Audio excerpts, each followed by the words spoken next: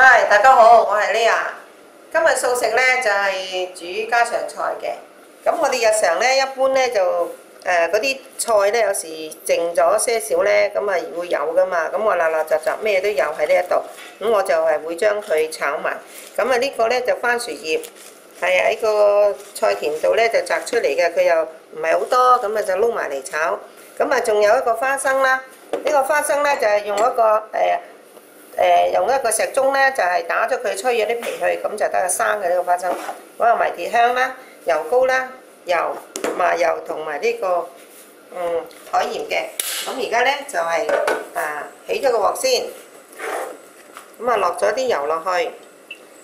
咁因為我哋今次咧就材料好簡單嘛，淨係啲菜啊嘛。咁點解啲菜會炒得好食咧？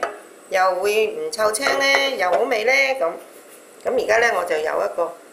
落呢個生花生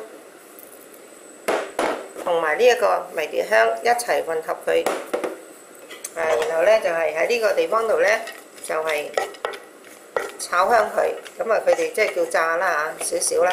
咁有款真生花生咧，佢就有好天然嘅花生油嘅，咁佢係全營養噶嘛，咁所以咧呢一個菜你唔好以為淨係菜冇營養喎，唔係㗎。佢原來咧，你加咗花生落咧就全營養㗎啦。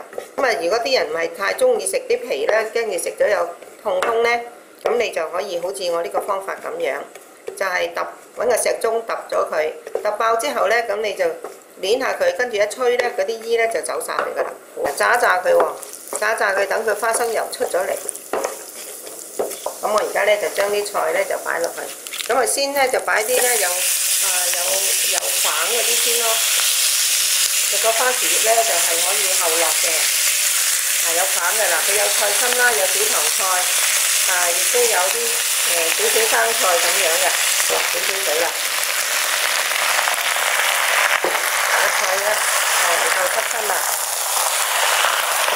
咁而家咧我哋就將佢有些少水咧，咁啊足夠嗰啲蒸氣啦。就揮發上嚟，咁啲菜咧就好快脆咧，佢就會軟身㗎啦。一落咗鹽咧，就加速佢啲水咧又快出嘅。而家我已經聞到非常之香啦，好香。